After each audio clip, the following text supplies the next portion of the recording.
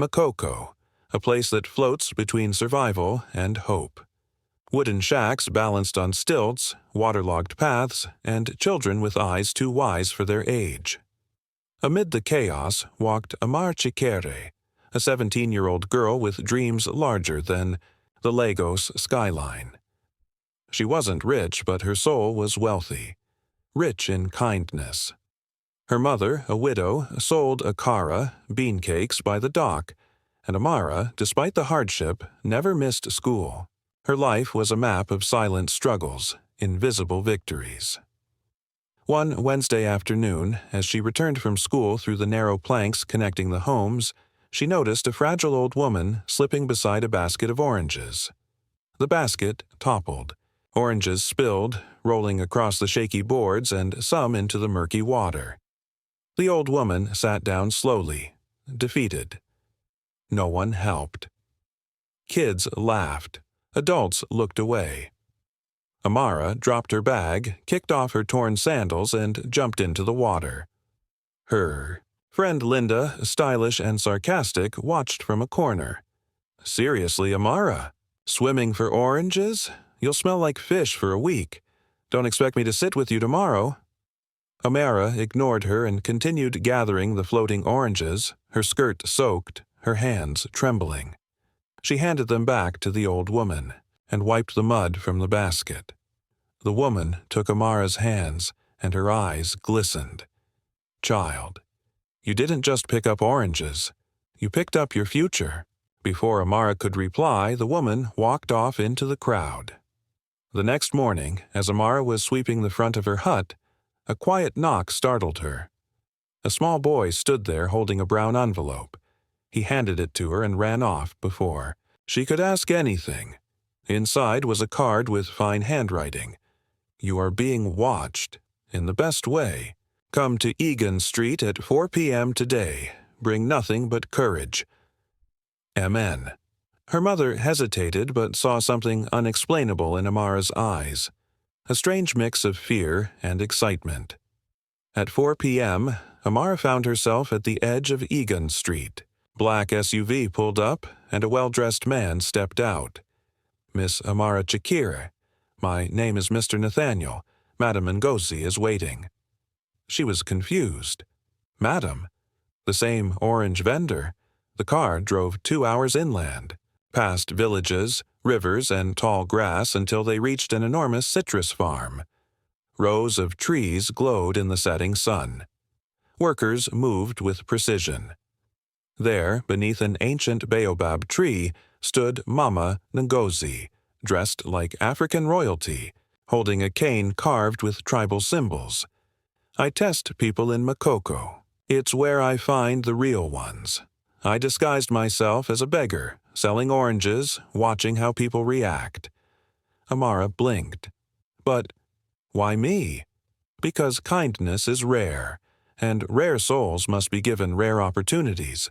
She pointed to a small house at the edge of the orchard. "That is now yours. Live here.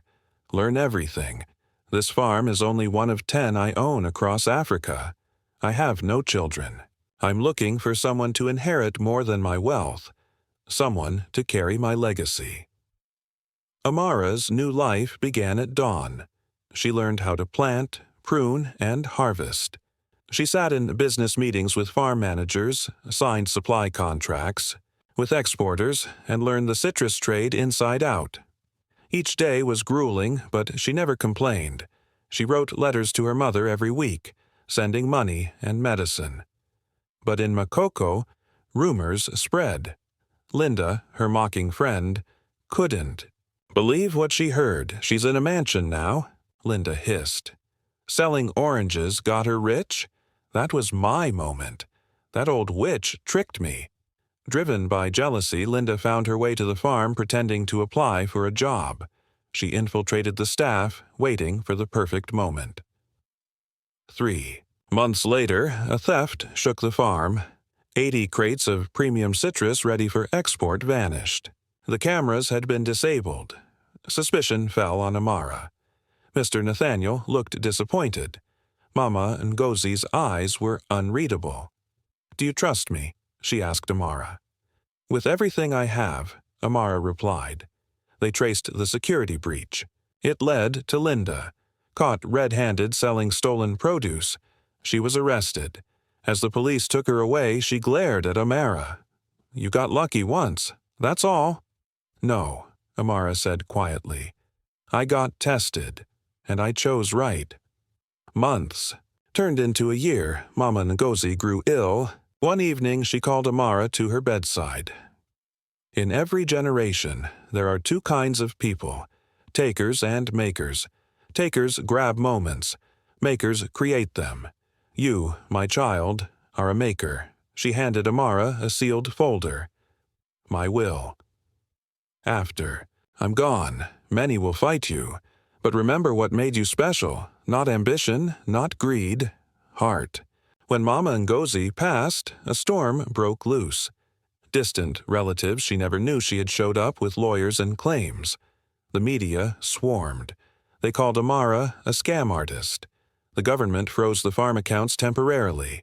Export deals stalled, but Amara didn't flinch. She invited every staff member to a meeting and said, "If you want to leave, I won't stop you. But if you believe in what we built, stay. I promise you, this isn't the end." Not a single person left. Amara mortgaged the smaller farms, saved the main one, hired a legal team, and after 6 months of battle, she won. The court ruled. The will valid. Amara Chikere, the girl who once waded through water for oranges, was now the official CEO of the Ngozi Citrus Empire. 5 years later, Forbes Africa did a full feature titled "From Water to Wealth, the Citrus Queen of Nigeria." Amara, now 23, owned citrus farms in 5 African countries. She had built an eco-friendly juice processing plant, employed over 3,000 people, and funded 12 schools across slums in Lagos. One of her projects? The Orange Basket Scholarship, offering free education to any child who helped care for. A guardian or vendor. At the launch, she gave a speech. It all started with oranges. But it wasn't the fruit. It was the moment, the test, the choice. Sometimes all life needs is for us to help, even when it's not convenient. In the crowd, a woman clutched her daughter's hand tightly. Her daughter had just received the scholarship. Her name? Linda's daughter. Amara saw them, smiled warmly, and walked over. She handed the girl a basket of oranges.